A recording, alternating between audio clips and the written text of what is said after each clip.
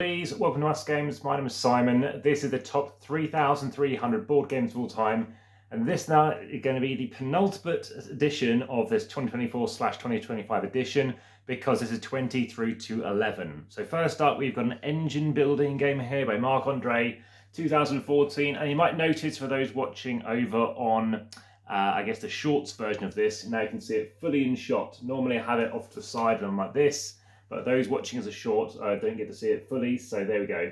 This is Splendor, like I said, a fantastic game, pretty much a 9 out of 10 rating for me. Can feel a little dry, of course it does have a setting, but there's not much going on with it. But highly recommend Splendor, played about 50 odd times so far at time of recording.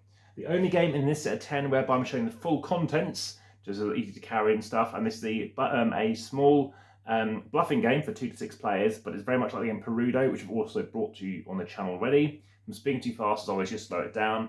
But this is a game by Chris Handy, and this is a pack of gum game, and this is all about basically having certain cards in your hand and trying to play them out. So there we go. I know the camera's actually over here, but for some reason it's allowing me to do like this, but strange. But there we go. Very much enjoy this game. Check out my video for this as well. That is Lie. Okay, so next up is a game I don't have in person. It's pretty much the only one I don't have in person. Only one other game on this list I also technically have upstairs, but I'll tell you about that in a minute.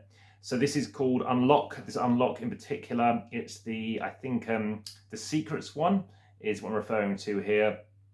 And yes, this is one whereby you have various different missions you can go on. It's one of the early unlocks. I think it's the second one ever released. I have played all the unlocks. I do recommend them. And ultimately, yeah, it's just a really good experience. I think it's a favourite box compared to my favourite individual, I guess, puzzle. And that is why I want to put this on this list. Otherwise, I'd normally only list one unlock thing on here. Try and keep it as fresh as possible with different game titles. Next up, we've got a game very much like the game Codenames. This came out just after it. It's called Crosstalk. You might have seen my video of this already. I've talked about this quite a few times on the channel before. And this is a game that I saw someone else play. I played their copy and got myself a copy myself. So it's quite not so rare for me to do that, but very keen to get this secondhand. And this is a game whereby you are trying to communicate and you have a shared word that you're trying to guess compared to your, I guess, your opponents. But the difference is your other team will guess first. So if the word you're trying to guess is football, then you could say ball, and the opponent's team might say grass, or even foot potentially. I mean, I don't think normally you say the words within it, but of course foot and ball, they go, oh, so that's what you need to be aware of. But you also have a secret word. So if football's a thing, you could say goal, and your secret word might be grass.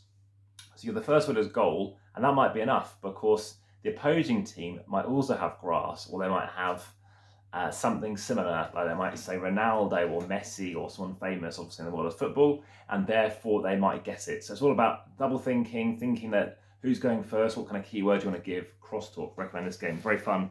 And yeah, I don't think you can get it anymore, but I think it was initially a Kickstarter game. Very much enjoy the premise of, yeah, double thinking, outthinking your opponent and how many words you might need to get it there. Okay, so next up we talked about this as well. This is a trick-taking game. This is Wizard. Now, in particularly, it's Wizard Jubilee Edition. We've got 4 different versions of Wizard. They're just behind me over here, down there. And this is my favourite. The other ones all around the world at the minute. But this is a trick-taking game, and I recommend this one because you are looking to correctly guess how many tricks you can take. And each round you're going to be predicting that. So the amount of rounds depends on the number of players. So this is a 3 to 6 player game by Amigo. And what you're trying to do is obviously get the best score. And yes, there's 6 extra special things included, which is recommended to try stuff out as well. They don't actually include a player rate for it, which is why we've made one and put in there too, or 1 per player.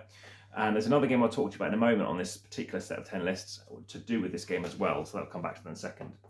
Next up, we just talked about a second ago, Codenames. Yep, plays over 150 times in person, and I just love playing it. I play many games back to back, about 6 in a row. And yes, it's a great party game. It's a game whereby you're, again, working with a team. It's a team game, very much like Crosstalk.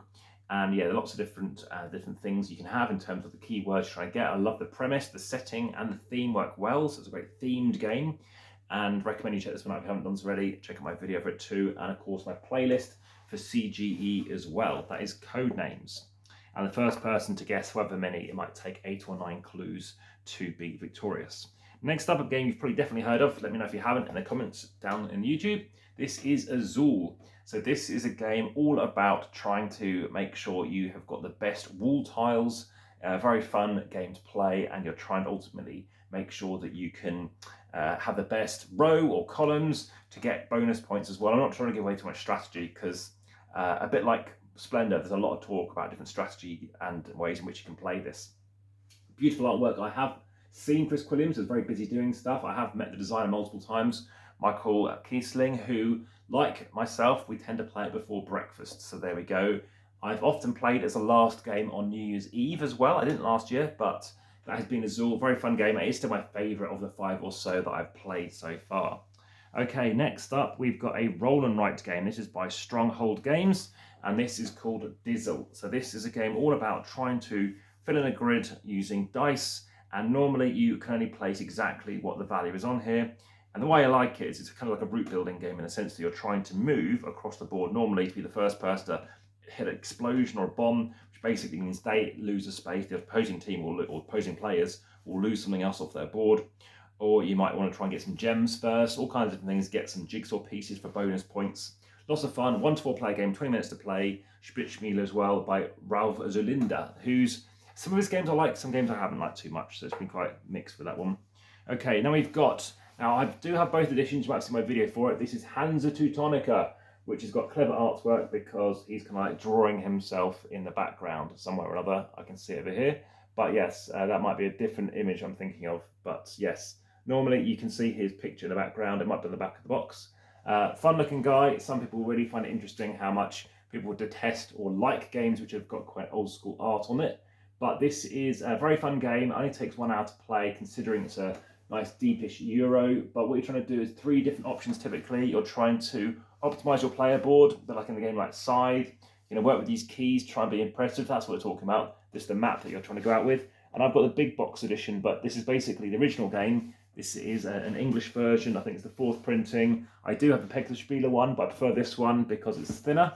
And also, there's no mistakes in the board, but I have kept the sheets, the score sheets. And you're trying to link up to different places and ultimately score those points by having a kind of area control over them. So check out my video for this. It's an interesting game, how simple it is to play, and yet it's still a good 10 minutes to kind of get your grips on how you're playing it. Once you get going, it's really smooth and straightforward.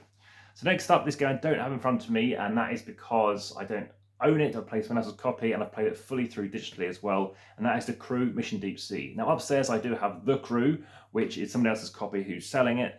I don't like the game The Crew, I do like the game Mission Deep Sea, but it is extremely similar to the game I just mentioned a second ago, which is Wizard Jubilee Edition. It is the same game, but it's a cooperative version and with missions. That's the only difference. So big up to Ken Fisher, lot smaller box, so I recommend you get this one instead.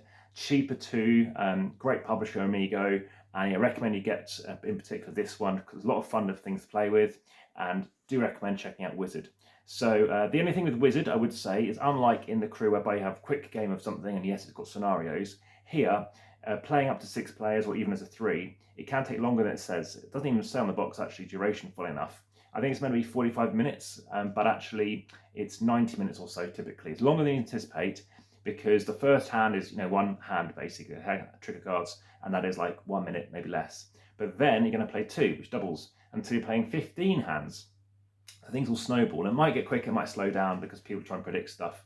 But that is Wizard Jubilee Edition, which I'm going to come back on saying, do check this one out. I know the French football team play this, and that's led to a huge amount of views on my channel indirectly in the past, and it is one of my top 10 most watched videos ever that people have watched on the channel. So yeah, please, if you haven't already, like, subscribe with the notification bell. I know that most channels people don't tend to subscribe, but there's lots more videos coming daily for the last 6 years, and hopefully find this one of interest and let me know your thoughts and see if you can predict what might be in that top 10 as well.